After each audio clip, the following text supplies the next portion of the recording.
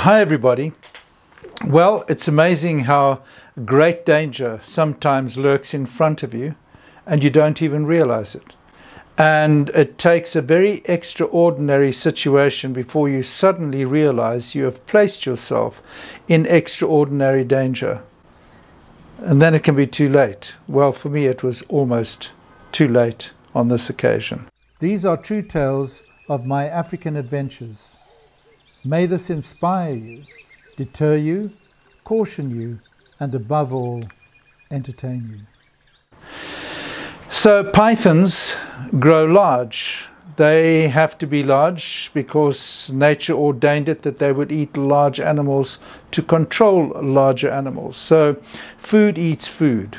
So in nature, everything eats everything else. Plants eat the organisms in the ground which have converted the organisms into an acceptable food, which we would call compost or manure. Well, the animals produce the manure. And then from there we go to the smaller organisms eating slightly bigger organisms, and then you go to snakes eating lizards, and bigger snakes eating antelope, and then lions eating buffalo, and so on and so forth. That's the way it is. Things eat things, and that is the wheel of life. Things eat things. Now, what I need to tell you about this event is that I really and truly did not realize how dangerous this was. Now, I have nearly been killed by a python before. In fact, I was probably 2 or 3 breaths away from death when I got rescued from this python. It was a terrible situation. I never, ever knew that a snake could ensnare you that quickly and that efficiently, locking its coils around you so efficiently. And I went to the ground, and I couldn't breathe. It squeezed, it constricted me with such power. I could not breathe. And when I breathed out a little, it just took up the space until eventually there was no breath left and I was dying. I was saved from that. A friend of mine too was, he had a very large python. He went into the enclosure to introduce some food, and the python grabbed him instead of the food. It was an accident. And almost killed him as well. It was a very close call for him. So I must tell you, if you're going to work with pythons, do not do it unless you've got at least one experienced person with you, and preferably 2 if it's a very, very big snake, because things can go terribly wrong. Now, I've seen pictures of people who have been consumed, killed and swallowed, in other words, by pythons. I've seen them being cut out of the pythons. Well, it's obviously not pretty, and it's obviously not something you want to do, but I've seen it. Ladies too, youngsters. You can imagine they're walking in the bush, and next thing this thing grabs them somewhere between the foot and the hip, I would guess, knock you over, and then lock you in the coils, its coils, very quickly, and then the constriction process begins. And yeah, so that's what pythons do. Now, at our snake park, I had, I think at the time, about 5 pythons, all between 14 and 16 feet. They were very big snakes. It was pythons of this size, one of that size, that nearly killed me, around about 16 feet, I would say. Very big, very heavy snakes, and very muscular snakes. Big heads, looks like a German Shepherd dog's head, in a way. Not really, but in a way. So they would be in this cage, which was big. It was about about 8 meters long, with a depth of about 3 meters and a height of about 2.2 meters.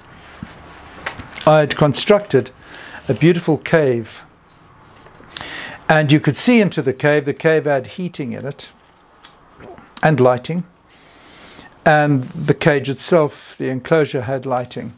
And the pythons would all curl up in a mass, a huge mass of snake, which was very impressive to see. And if they'd each eaten a goat recently, coiled up in the cave, the sight was just unbelievable.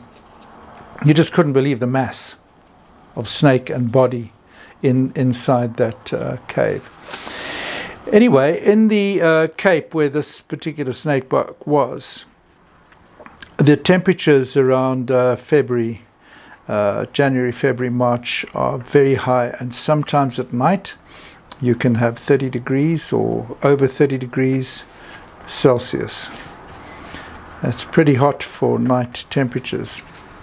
So there would be no heaters on in the enclosure, and generally no lights on at night, because like us, at night, animals also want to be under cover of darkness if they're sleeping or if they're hunting. Now, pythons hunt in a particular way. They have good sight for movement, but also they have sensory pits on the front of the mouth, on the lips. These sensory pits can pick up changes in temperature which are quite small. And from picking up the temperature from the creature in front, they can also gauge more or less the size and the distance. So they can see if it's too big, because it would be silly if a python of 2 meters long grabbed an elephant. So they have to know it's very big and they must back off. And they also have to know when they should strike, because if it's too far away, they would just frighten the animal off. And if it was too close, well, I guess you can't be too close. Now, we fed them on nights like this, hot March, January, February, March nights. When it was their feeding time, we liked to get the food in the evenings when it was so hot. Now, if you see a python in eating mode, it's quite something to see. If you see in the enclosure, it is now dusk, they know it's hot, they're hungry, they know if they see us moving up and down around dusk, that the likelihood of them being fed is very good. So they become really excited. And I mean excited.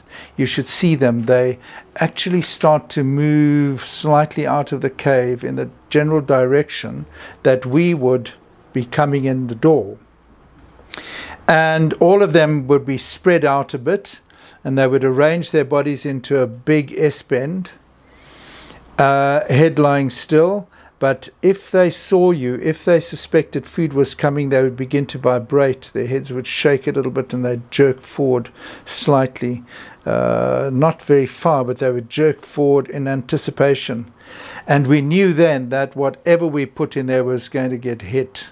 And so we would have to get 5 items, if there were 5 snakes, 1 for each snake, and quickly distribute them in front of each snake, and the snake would hit it, grab it, constrict it, and consume it right there.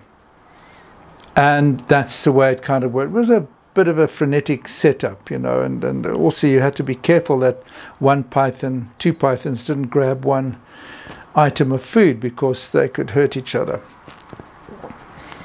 So I, in all my wisdom, decided to go inside the enclosure and just have a quick look at the snakes before I went to get their food. I never realized the danger that existed. And I'll tell you about that danger after I finish the story of the pythons in a minute. So I opened the door and I walked in. And all of a sudden, the closest python started coming for me. But it came for me with intent. It thought I was the prey item.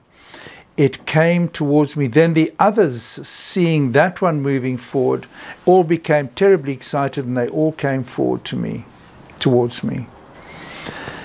And I realized suddenly that I was in a perilous situation.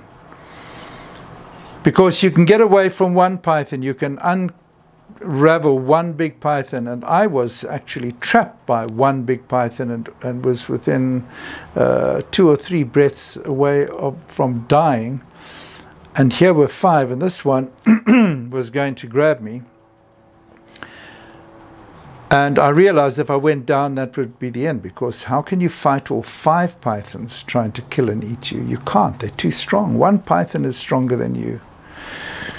And this python struck. And it grabbed me by my trouser pants, and also some teeth went into me. But that wasn't serious at all. Just draw some blood. I mean, I have had bad bites from pythons, and some people have needed many stitches. But anyway, so I fell over backwards towards the door, thankfully, and the other pythons came at me, and another one struck, and another one struck, and I was moving so fast backwards. I was like going on my hands and heels backwards towards the door. I'd managed to pull the one off my leg, and they had all by now taken a strike at me, all of them just missing, and I managed to roll out the door and shut the door. I then realized what I had done.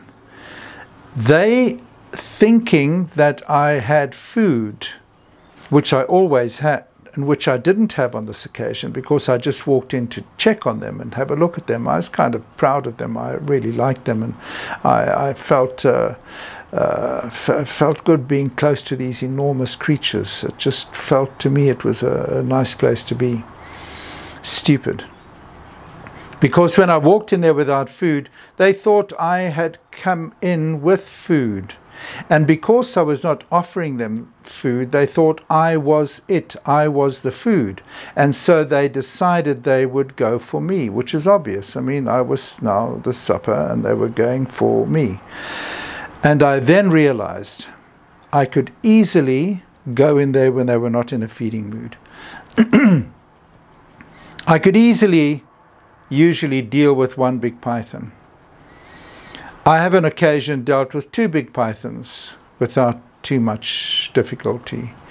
But 5 pythons, peak condition, huge, heavy, strong, powerful, in the mood for eating, thinking that you are the food item, all grabbing you at the same time, collectively knocking you over, and then wishing to kill you as quickly as possible so that they could begin swallowing their meal, was probably one of the most dangerous situations I had created for myself.